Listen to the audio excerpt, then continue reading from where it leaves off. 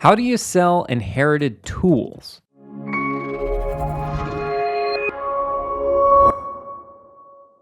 Hey guys, it's Brad again. So today we're talking about dealing with inherited tools. I would say that we run across that quite often. In fact, I've got some tools in my own personal shop that I have acquired through estates from homes that we've purchased over the years, and the heirs didn't really know what to do with, nor did they want any of these tools. I'm a little bit of a tool junkie myself. Used to wrench on cars back in college. Obviously, now I buy a lot of real estate, flip houses, that sort of thing. And for a hobby, I like to build things. And so naturally, I'd like to talk about this topic because it's sort of something important to me. So if you ask any kind of tool nut, they will tell you that some of the best tools and deals they ever got on tools were through estate sales. I have gotten some pretty good stuff through estate sales. So if you are inheriting a whole bunch of tools, you're going to want to go through them, and I would try to organize them somewhat.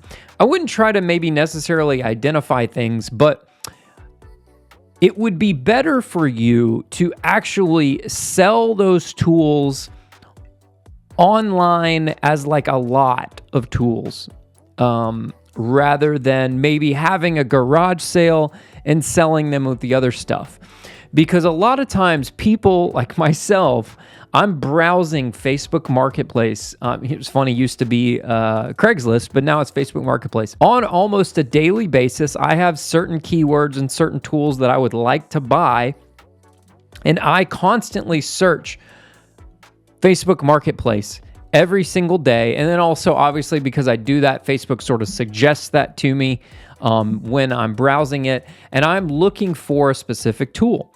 If you're not sure what these tools are that you have, you can go on there's some helpful websites out there, one of which that I used to, or I'm a member on. I say I used to, I still am a member. GarageJournal.com is actually an online forum for people who are just gearheads. There are also a lot of different Facebook groups out there, some DIY groups, tool junkies.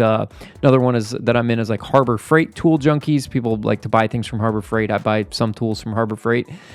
So if you get in some of these groups, some of those people can tell you what you have. Also, if you know of a guy who knows a guy who maybe is a gearhead or is kind of a handy person, ask them to come over and kind of tell you what you have. They'll be able to tell you what you have. They might be able to tell you what certain things might be worth. I will say, don't make the mistake and try to sell tools for like retail value. I've seen some for sale where basically, in fact, there was one I saw the other day. A guy was selling a bandsaw, a powered bandsaw, for basically like $50 less than I can go buy a brand new one from the store. And it had been for sale for a long, long time. I saw it and I was looking for that specific size bandsaw.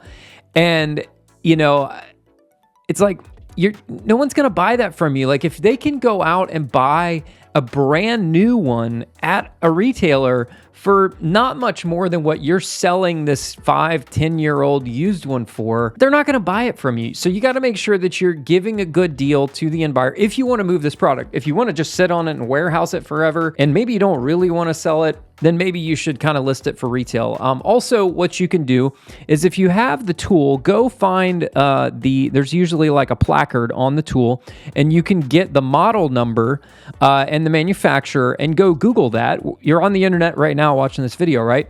Google the model number, and sometimes you will find listings from old reviews of tool magazines and that sort of thing where this is really more pertaining to power tools.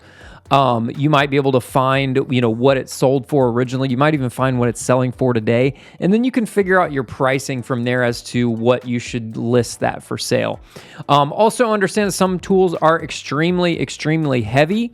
And I would make sure that the people you are selling it to are capable of dealing with the weight of that tool. So they need to make sure they're showing up, with a pickup truck or a trailer, and not maybe trying to show up in a Camry and need you to help them load it in their Camry. Also think about accessibility for the tools, how you're going to get them to a vehicle.